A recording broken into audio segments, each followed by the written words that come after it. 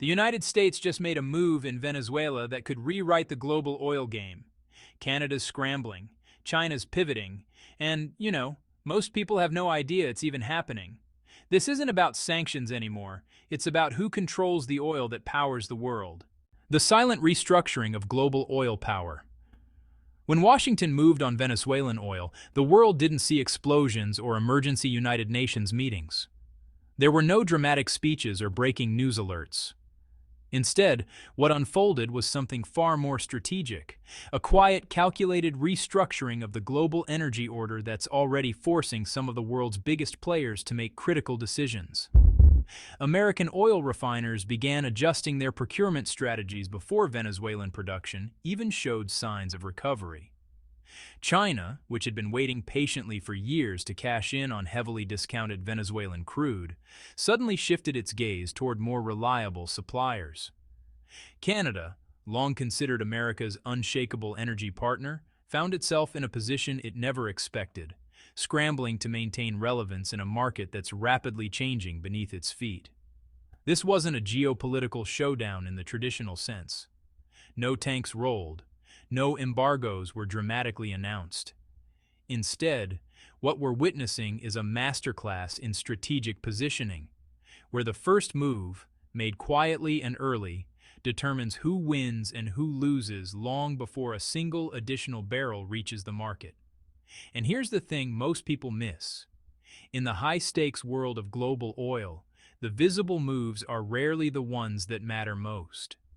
By the time production numbers shift, the real game has already been decided in boardrooms, contract negotiations, and backroom diplomatic channels. Beyond sanctions, the real strategy. From the very beginning, this operation was never primarily about dismantling criminal networks or punishing a rogue regime. Senior officials in Washington have been remarkably transparent about the true objective, projecting American influence across the Western Hemisphere during an era when natural resources have become weapons of strategic competition. Roughly half of the strategy centers on geopolitical containment, ensuring that rival powers don't gain footholds in America's backyard. The other half focuses on something equally critical: economic security in an increasingly unpredictable world. The United States faces a reality that's uncomfortable but undeniable. Global supply chains, once considered stable and predictable, are fragmenting at an alarming rate. Since tariffs began escalating earlier this year, countries and corporations have been quietly hedging their bets, diversifying away from American markets wherever possible. Data from the International Monetary Fund reveals that energy and industrial commodities are among the fastest fragmenting sectors in the global economy. In this environment, Venezuela transformed from a failed state concern into something far more valuable. A leverage point in the new great game of resource control. President Trump articulated the strategy with characteristic bluntness. America doesn't desperately need Venezuelan oil for its own consumption, but it absolutely will not allow adversaries to dominate it. China, Russia, and Iran, he declared, have no business shaping energy dynamics in the Western Hemisphere. Secretary of State Marco Rubio went further, describing an emerging era of ruthless competition over supply chains and critical commodities, one where the United States must choose its battlegrounds carefully. Latin America, by simple virtue of geography, became battleground number one. The Canadian dilemma. But here's where the strategy collides with a complicated reality on America's northern border. Canada is not some minor energy supplier that can be easily replaced. Oil and gas production accounts for roughly 10% of Canada's entire GDP. For the United States, Canada represents the single largest source of imported crude oil, a relationship built over decades of integration, infrastructure, and mutual dependence. Every day, more than 8 million barrels of oil enter the United States from foreign sources. More than half of that, approximately 4.5 million barrels, comes from Canada, specifically from the vast oil sands of Alberta. This isn't just about volume. The type of crude matters enormously. Roughly three-quarters of Canadian oil is heavy crude, and virtually all of Canada's projected production growth is in heavy oil as well. American refiners, particularly those along the Gulf Coast, have invested billions of dollars and decades of effort building specialized infrastructure designed to process exactly this type of crude. This created a quiet but powerful mutual dependency. Ottawa understood the leverage. Washington understood it too. Enter Venezuelan oil, and suddenly the equation changes. Venezuela's oil fields are located just a short tanker journey from those same Gulf Coast refineries. Transportation costs are lower. Delivery times are faster. And crucially, Venezuelan crude is also predominantly heavy. Exactly the type those refineries were built to handle. For years, even during the height of sanctions, American refiners quietly maintained technical knowledge of Venezuelan crude blends. They knew that, eventually, political circumstances would shift. They prepared for it. Now that preparation is paying off. For Canada, the implications are immediate and severe. More than 85% of Canadian oil exports still flow to the United States. The remainder reaches global markets, but diversification is happening slowly, painfully slowly. Pipeline projects that would carry Canadian crude to West Coast ports, where it could be shipped to growing Asian markets, have been delayed for years by regulatory hurdles, environmental opposition, and political gridlock. Those projects, once considered economically desirable, have suddenly become existential. Without access to Asian markets, particularly China, India, and other rapidly industrializing economies, Canadian producers remain dependent on a single customer whose priorities are clearly shifting. The International Energy Agency projects that virtually all global oil demand growth over the next decade will come from Asia. North American consumption is flat. European demand is declining. Investment capital follows growth, and right now, growth is in the East. The window for Canada to secure its position in those markets is narrowing. Of course, there's a critical caveat to all of this. Venezuelan oil won't bounce back overnight. The country's production infrastructure is, well, in catastrophic condition. Back in the 1970s, Venezuela was pumping nearly 4 million barrels per day, making it one of the world's energy superpowers. Today, after years of economic collapse, mismanagement, and sanctions, production struggles to reach even 1 million barrels daily. A decade ago, more than 60 drilling rigs operated across the country. Now, industry reports suggest that barely one or two remain functional. Pipelines are corroded. Refineries suffer frequent breakdowns. Skilled engineers and technicians have emigrated in massive numbers, creating a devastating brain drain. Rebuilding this capacity will require staggering sums. Industry analysts estimate roughly $10 billion per year for a decade, totaling around $100 billion in investment. And that's assuming political stability, which is honestly far from guaranteed.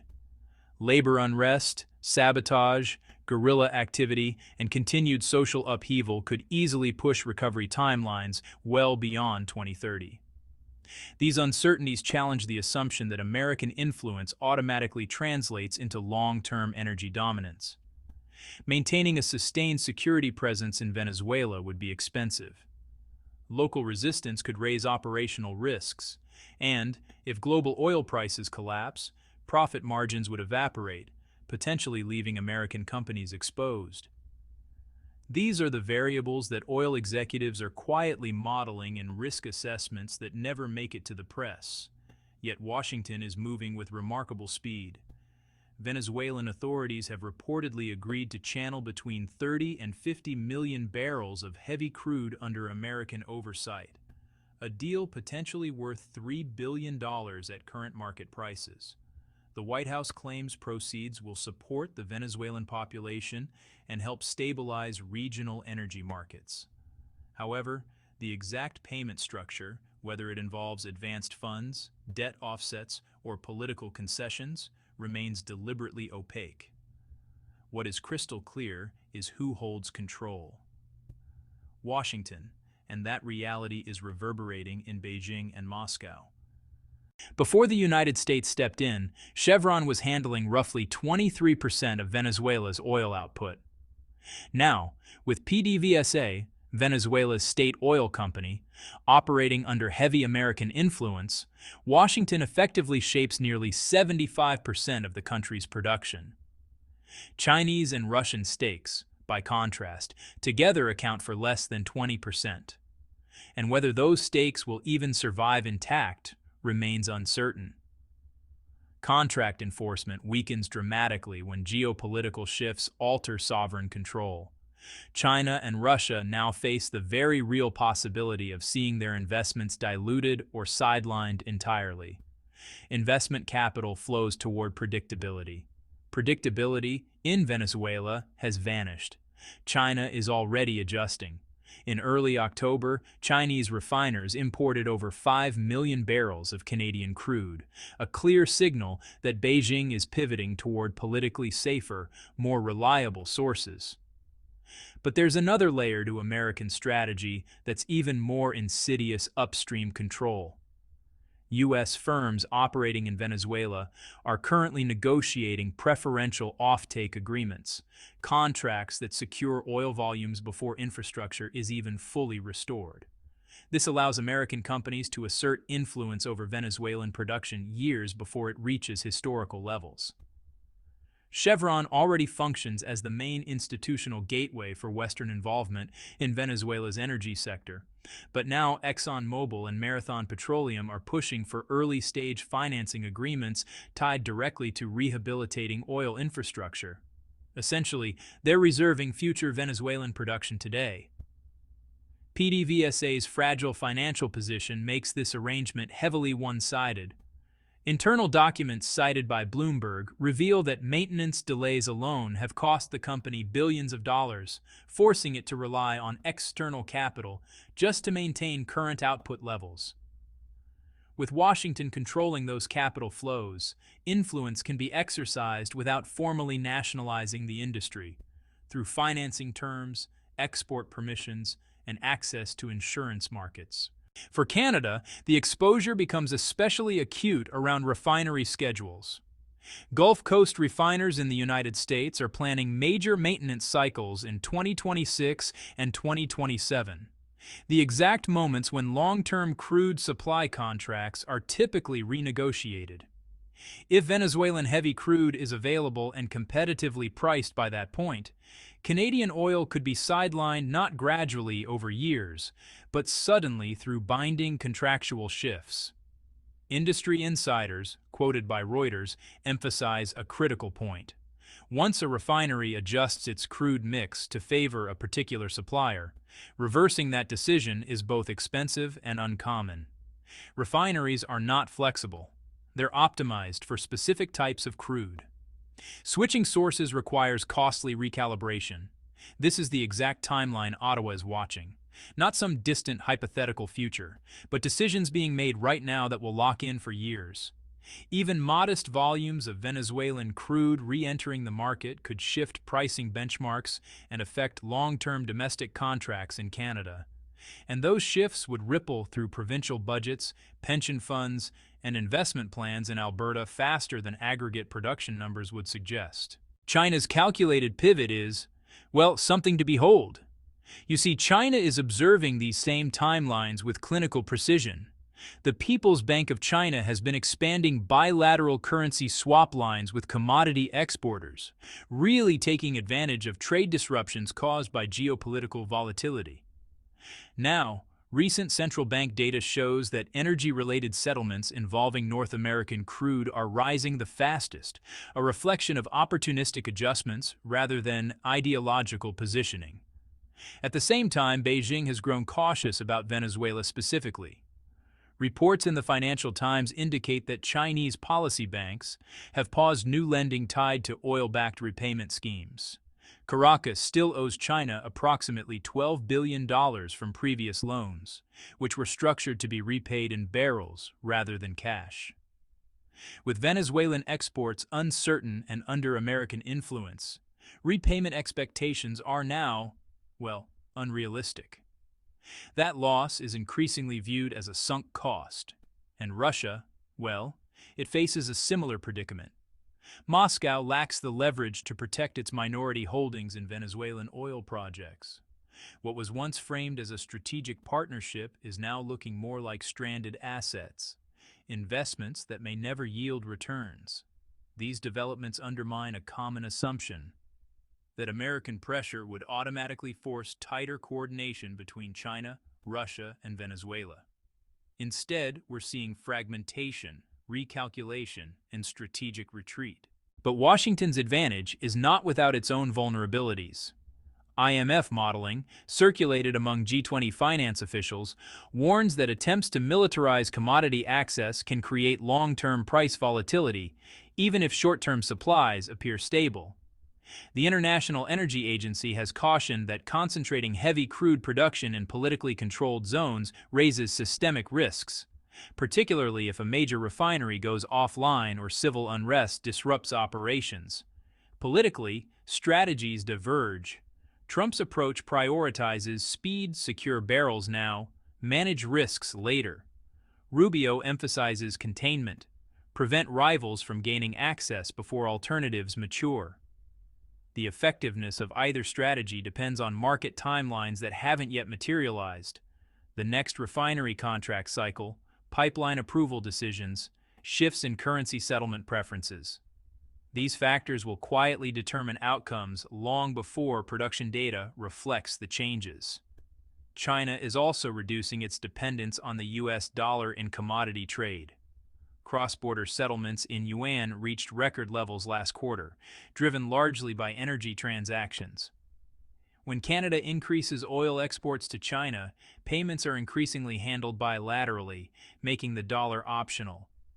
While gradual, this trend undermines U.S. financial leverage over time. Venezuela sits at the heart of this strategic dilemma. Caracas owes China roughly $12 billion under oil-for-loan agreements structured over the past decade. These deals were designed to be repaid in barrels, not cash. At today's prices, that debt translates to approximately 200 million barrels, an amount Venezuela cannot deliver under current U.S. restrictions, either in crude or currency. This creates a deadlock. China cannot force repayment. Venezuela cannot settle its debts without antagonizing Washington. Beijing's rational response has been to freeze new projects and halt investments, deepening Venezuela's dependency on a single patron, the United States. For Washington, this creates sustained financial exposure in a volatile environment, rising defense and security costs, escalating infrastructure spending, and the political sensitivity of returns. What appears to be a short-term strategic win may come with long-term obligations that are difficult to escape. Canada finds itself in an especially difficult position. If Venezuelan heavy crude re-enters global markets in significant volumes, U.S. refiners will naturally gravitate toward the most cost-effective and logistically convenient supply. Canadian producers would face simultaneous pressure on both pricing and export volumes, wider discounts, shrinking revenue, and delayed pipeline infrastructure development. Pivoting exports toward Asia is not straightforward. Selling more oil to China risks backlash from Washington and accelerates the very shift away from dollar-denominated transactions that the U.S. opposes. Ottawa must navigate carefully between economic viability and alliance management. None of these scenarios are predetermined. Venezuela's reconstruction could stall indefinitely. Security concerns might deter U.S. companies from sustained engagement. Global oil prices could collapse, or Canadian pipeline infrastructure could come online faster than expected. Each outcome reshapes the balance of influence. But one fact is indisputable. Oil has returned to the center of global power politics. Venezuela's production plans are already affecting military alliances, investment flows, and currency strategies. Canada's pivot toward Asia is driven by economic necessity, not ideology. China's adjustments reflect calculated risk management, not defiance. The United States exerts control not out of moral obligation, but because it possesses the leverage to do so. Tankers continue moving. Contracts continue evolving. And beneath the surface, power dynamics shift in ways no single government can fully command. The question isn't whether this restructuring will happen. It's already underway. The question is who will adapt fastest and who will be left behind.